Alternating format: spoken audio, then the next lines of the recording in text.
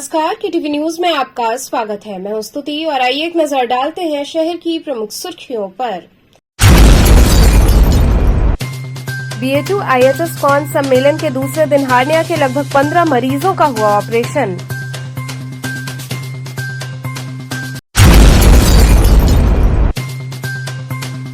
लक्ष्मी कुंड स्थित मां लक्ष्मी एवं माता काली की हरियाली जल विहार श्रृंगार की सजी झांकी।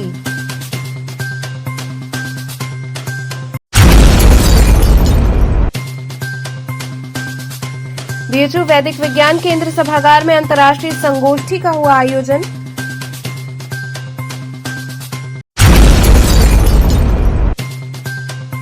और दशाश्वमेध थाना अंतर्गत एक महिला ने फांसी लगाकर की आत्महत्या।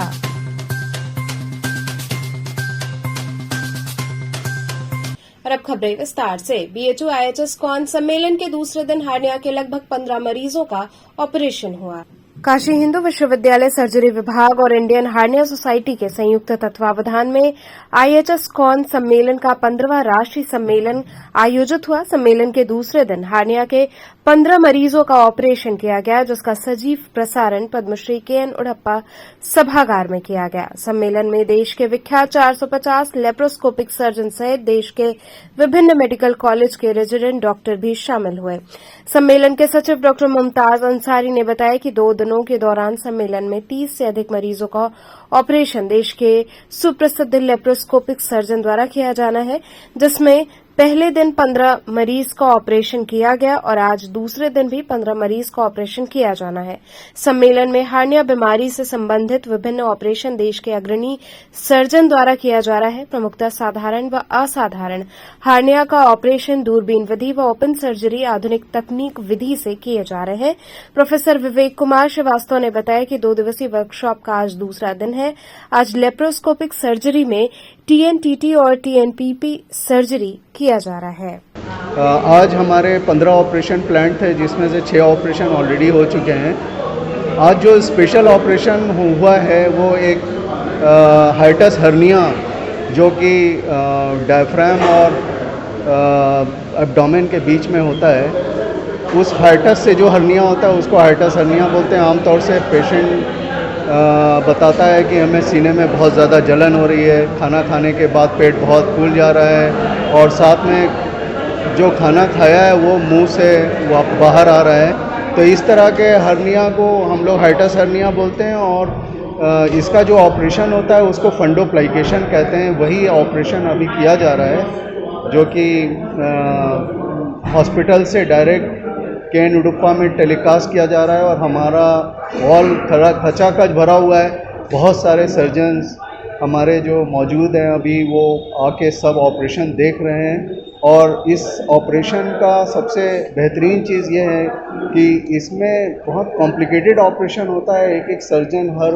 ऑपरेशन को अच्छी तरह समझता है और अपनी प्रैक्टिस में उसको करने की कोशिश करता है, ताकि इसका फ़ायदा ज़्यादा से ज़्यादा हमारे मरीज़ जो थोड़ा दूर स्थित हैं और गांव में हैं, जो हमारे बड़े हॉस्पिटल में आ नहीं सकते हैं, उनको किया जा सके। मैं प्रोफेसर विवेक श्रीवास्तव हूँ, सर्जरी में प्रोफेसर BHU में काशी हिंदू विश्वविद्यालय में। सर, किस तरह का आयोजन चल रहा है और आज किस तरह का ये सर्जरी चल रहा है? ये हमारा 2 दिवसीय जो वर्कशॉप है उसका आज दूसरा दिन है।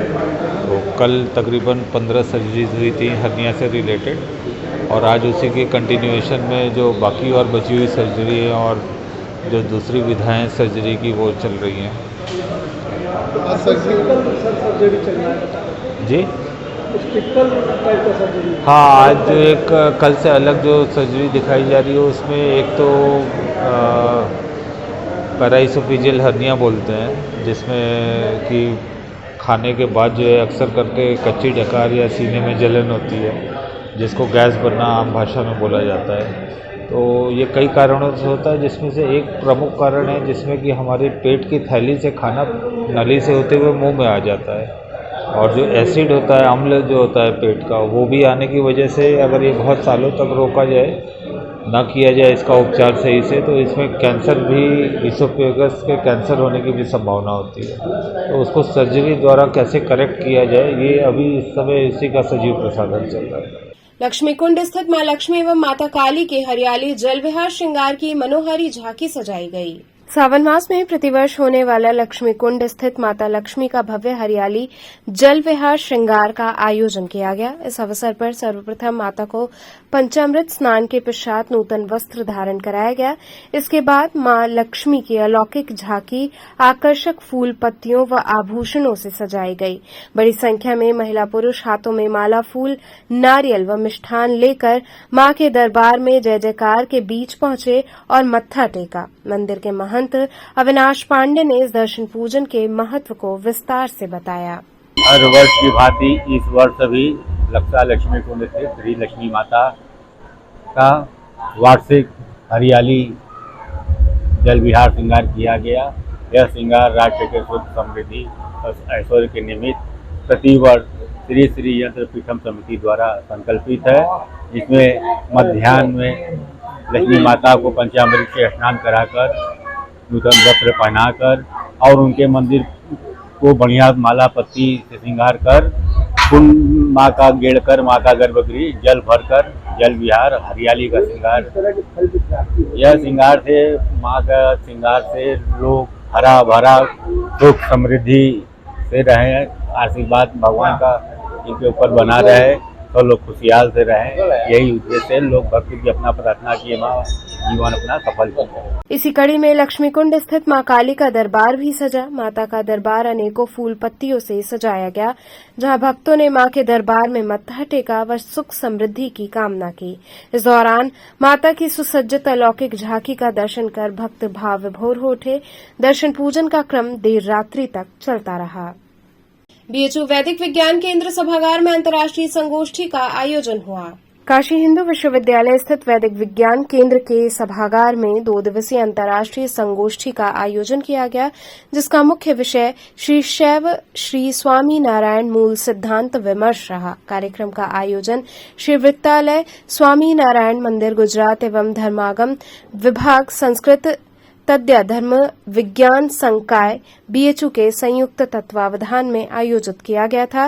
कार्यक्रम का शुभारंभ वैदिक मंगलाचरण के साथ हुआ। वैदिक मंगलाचरण को प्रोफेसर पतंजलि मिश्र, आधुनिक मंगलाचरण को डॉक्टर सिद्धिदात्री भारद्वाज एवं पौराणिक मंगलाचरण को देवहूति मिश्र ने प्रस्तुत किया। इसके बाद अतिथियों द्वारा दीप प्रज्वलन और पंडित मदन मोहन मालवीय जी की प्रतिमा पर पुष्पांजलि अर्पित की गई। संगीत एवं मंचकला संकाय की छात्राओं द्वारा कुलगीत की प्रस्तुति की गई।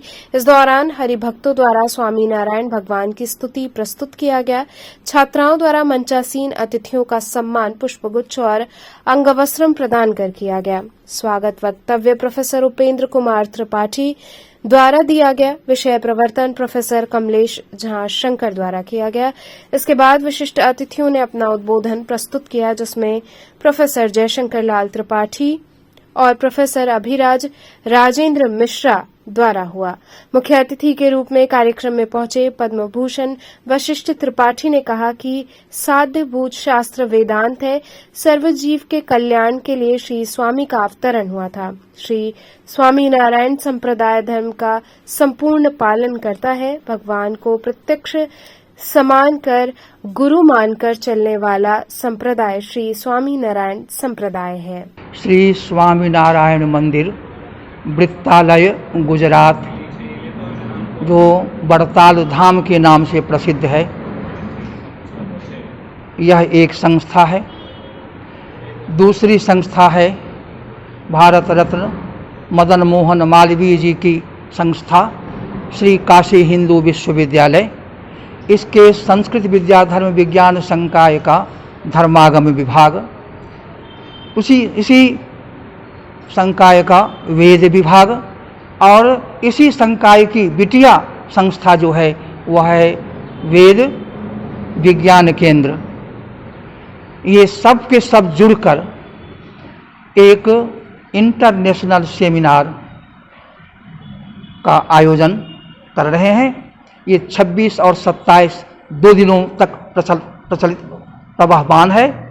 और यहाँ जो वृत्तालय के 200 वर्ष पूरे हो गए हैं, उसकी संपूर्ति को उद्देश्य करके श्री शैव श्री स्वामीनारायण मूल सिद्धांत विमर्श इस विषय पर आधारित आज तक की जो भारतीय चिंतन परंपरा है, वेद तंत्र समस्त शास्त्र सबको लेते हुए और जो स्वामीनारायण भगवान के द्वारा वचनामृत के उपदेश से शिक्षा पत्री के उद्देश्य से जो एक दर्शन प्रस्थान प्रकट हुआ, महाकरुणा से उपोद्बलित, थोड़ी श्रद्धा कर ले उसका कल्याण होने लग जाए।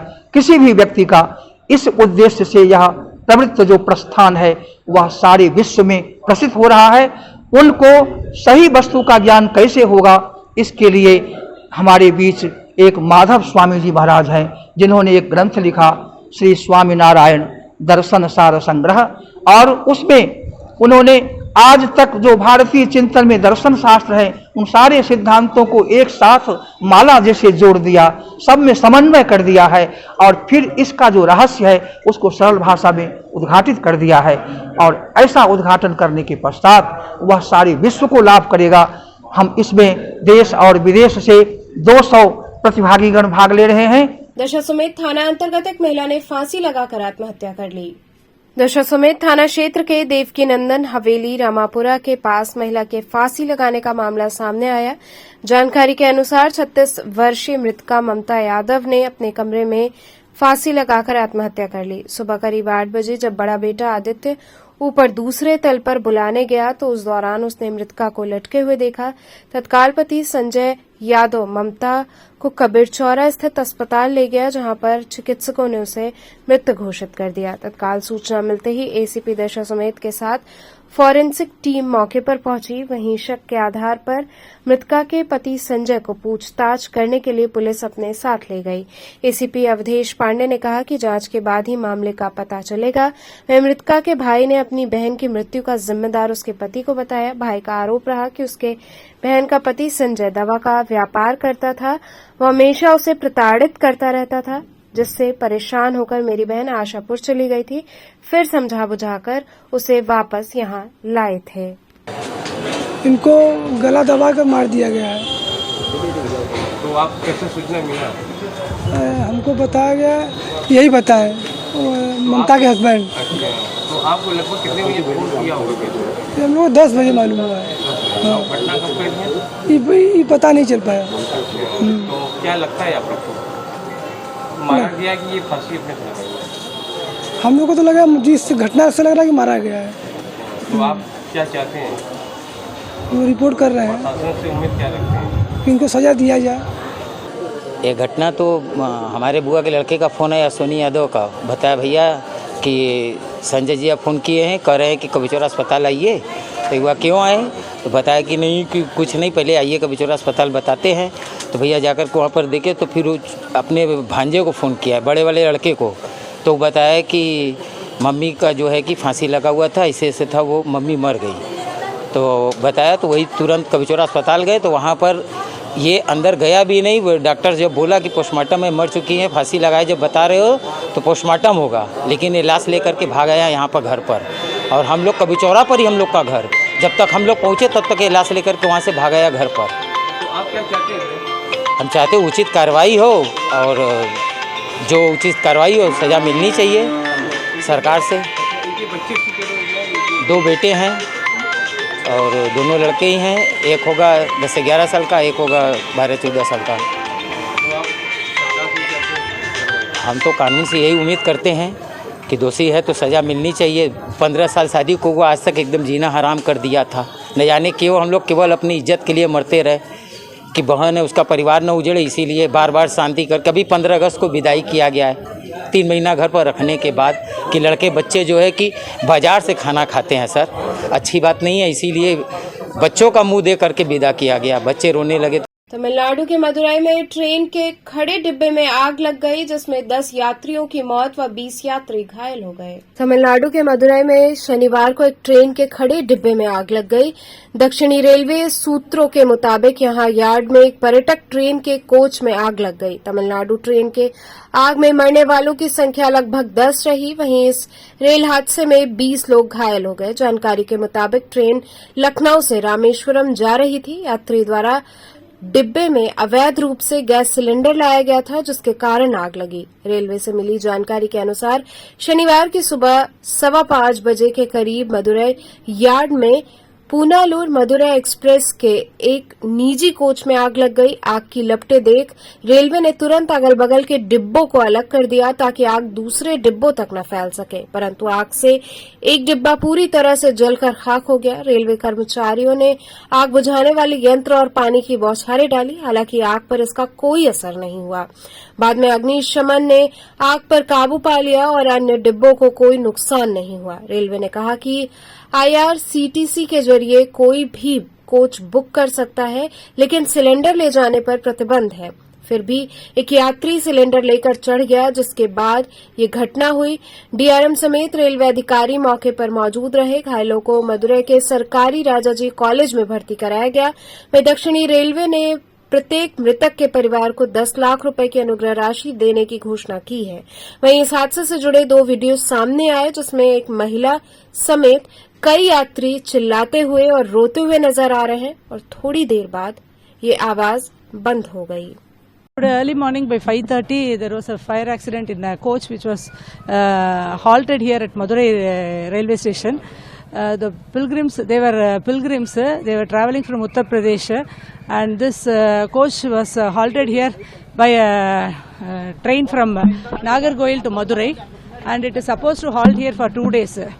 So some 55 passengers plus 8 helpers have been traveling, it seems.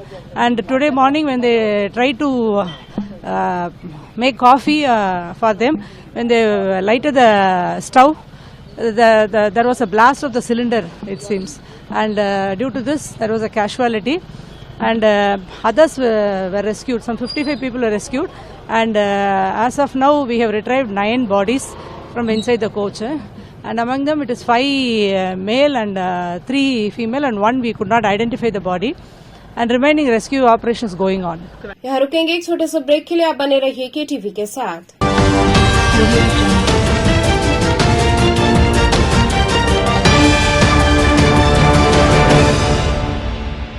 खबरों से जुड़े रहने के लिए हमारे चैनल KTV वाराणसी को सब्सक्राइब करें और लेटेस्ट अपडेट्स के लिए बेल आइकन को प्रेस करें।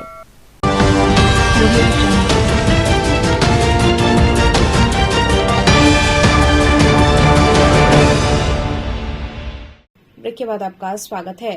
G20 के डेलीगेट्स दशाश्वमेध घाट पर होने वाली विश्व प्रसिद्ध मां गंगा की आरती में शामिल हुए। दशाश्वमेध घाट पर होने वाली विश्व प्रसिद्ध नित्य संध्या मां गंगा की आरती में तीसरी बार G20 डेलीगेट्स शामिल हुए, साथ ही Y20 के अतिथि शामिल हुए थे। डेलीगेट्स रविदास घाट से क्रूज पर सवार होकर दशाश्वमेध घाट पहुंचे। लगभग 1 घंटे तक दशाश्वमेध घाट पर मां गंगा की आरती में शामिल हुए। इस दौरान गंगा सेवा निधि व जिला प्रशासन द्वारा भव्य रूप से दशाश्वमेध घाट को फूल मालाओं व 5100 दीपों से सजाया गया था। गंगा सेवा निधि के 7 अर्चकों द्वारा भव्य रूप से मां गंगा की आरती संपन्न हुई। साथ ही गंगा सेवा निधि के अध्यक्ष सुशांत मिश्रा, कोषाध्यक्ष आशीष तिवारी, सचिव सुरजीत सिंह, हनुमान यादव समेत भारी संख्या में पुलिस बल उपस्थित रही।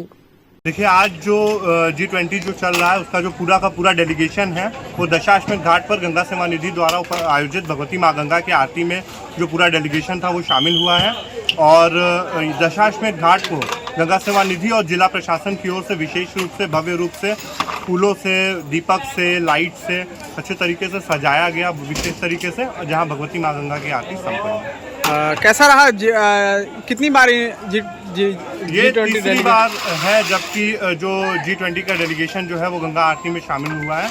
और ये पूरे भारत के साथ साथ हम काशीवासियों के लिए भी बड़े गौरव की विषय है कि जो G20 की अध्यक्षता इस वर्ष भारत कर रहा है और G20 का जो आयोजन है वो काशी में हो रहा है। उसके लिए हम लोग माननीय प्रधानमंत्री श्री नरेंद्र मोदी जी का धन्यवाद, आभार व्यक्त करते हैं। अभिनेता पंकज त्रिपाठी ने अस्सी घाट पर अपने पिता की अस्थियों का विसर्जन किया।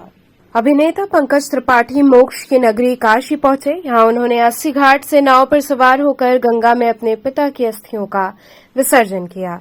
अस्सी घाट के प्रमुख तीर्थ पुरोहित बलराम मिश्रा के नेतृत्व में 5 ब्राह्मणों ने पूजा कराई। पूजा के बाद उन्होंने अपने पिता की अस्थियों का गंगा में विसर्जन किया। बता दें कि 22 अगस्त को पंकज त्रिपाठी के पिता पंडित बनारस तिवारी का निधन हुआ था।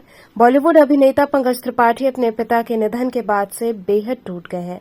उन्होंने वाराणसी के अस्सी घाट पर पिता की अस्थियों को मां गंगा में विसर्जित किया। वैदिक रस्मों रिवाजों के दौरान वो बेहद भावुक नजर आए। नम आंखों से उन्होंने बीच गंगा में अस्थियां विसर्जित की। भारतेंदु पार्क मैदान स्थित मंशापूरन हनुमान जी का हरियाली श्रृंगार किया गया। सावन के पवित्र माह में शनिवार को मैदान के भारतेंदु पार्क स्थित श्री मंसापूरन हनुमान जी का हरियाली श्रृंगार भव्य रूप से किया गया। कार्यक्रम के आयोजन में सहभागिता निभा रहे सामाजिक संस्था सुबह बनारस क्लब के अध्यक्ष मुकेश जायसवाल ने बताया कि विगत कई वर्षों से मंशापूरन हनुमान जी की सेवा में लगे सेवैत आनंद कुमार द्वारा मंदिर परिसर एवं मंशापूरन हनुमान जी को सुगंधित फूल और माला से सजाया गया। प्रारंभ में हनुमान जी का सिंदूर लेपन किया गया। इसके बाद फूल मालाओं से श्रृंगार किया गया। इसके बाद हनुमान जी की भव्य आरती के साथ सुंदरकांड पाठ का आयोजन भी किया गया। कार्यक्रम में प्रमुख रूप से अनिल केशरी, श्यामदास गुजराती, बीडी टकसाली, ललित गुजराती, किशन, विद्या देवी, पूनम गुप्ता सहित संस्था से जुड़े सभी सदस्यों ने प्रभु के चरणों में अपना श्रद्धा सुमन अर्पित करने के साथ सबके मंगल की कामना करते हुए भक्तों के बीच प्रसाद का वितरण किया गया। ये आज 20 साल से हरियाली श्रृंगार सावन के अंतिम शनिवार को मनाया जाता है और इस दिन सुंदरकांड का पाठ होता है, प्रभु का लेपन होता है, माला फूल से सजाया जाता है, आपको देख ही रहे हैं, और 1.25 कुंटल लड्डू और 51 किलो चना से भोग लगता है और फल और तमाम चीज जो भी रहता है सबका भोग लगता है और वो सब प्रसाद बटता है। जनरल सबको, मतलब किसी विशेष को नहीं, सबको बटता है ये प्रसाद और सब लोग लाभान्वित होते हैं। और जैसा नाम प्रभु का मंसापूरन जी सबकी मनसा को पूरा करते हैं।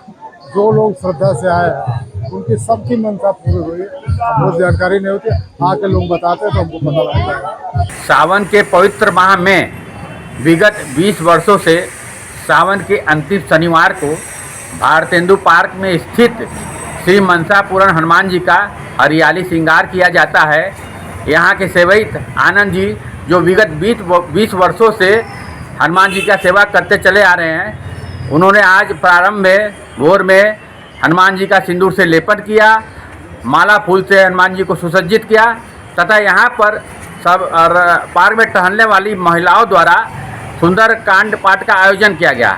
कार्यक्रम के अंत में सभी भक्तों को पार्क में टहलने वालों के बीच प्रसाद का वितरण किया गया। पूज्य सिंधी सेंट्रल पंचायत द्वारा चालीहा महोत्सव के समापन पर विविध कार्यक्रम आयोजित हुए। पूज्य सिंधी सेंट्रल पंचायत के तत्वावधान में पिछले 40 दिनों से लक्सा स्थित झूलेलाल मंदिर अखंड ज्योति जागृति के साथ नित्य भजन संध्या व आरती के 40वें दिन मंदिर परिसर में हवन यज्ञ किया गया, जिसमें राष्ट्र कल्याण व चंद्रयान 3 की सफलता व भविष्य उन्नति के लिए पूर्ण आहुति दी गई। इस अवसर पर पूज्य सिंधी सेंट्रल पंचायत के अध्यक्ष ओपी वदलानी ने सपत्नीक हवन पूजन किया। इसके बाद झूलेलाल साईं की 101 ज्योति महाआरती उतारी गई। चालीहा महोत्सव के समापन पर भव्य शोभा यात्रा निकाली गई, जिसमें सैकड़ों की संख्या में समाज की महिला पुरुष कीर्तन करते हुए चल रहे थे। शोभा यात्रा लक्सा, श्रीनगर, गुरुबाग होते हुए झूलेलाल परिसर में संपन्न हुई। इस दौरान सुरेंद्र लालवानी, कमलेश, श्रीचंद्र पंजवानी, जय लालवानी इत्यादि लोगों ने विशेष सहयोग किया। चलते चलते पुनः एक नजर डालते हैं शहर की प्रमुख सुर्खियों पर। BA2 IHS कॉन सम्मेलन के दूसरे दिन हार्निया के लगभग 15 मरीजों का हुआ ऑपरेशन।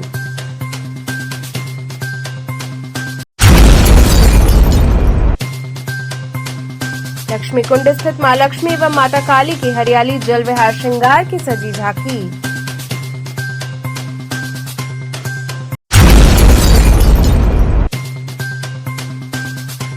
BHU वैदिक विज्ञान केंद्र सभागार में अंतर्राष्ट्रीय संगोष्ठी का हुआ आयोजन।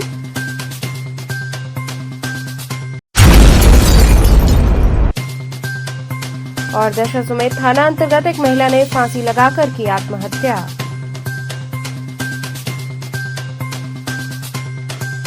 तो तो थे आज के समाचार। कल फिर होगी मुलाकात, तब तक के लिए नमस्कार।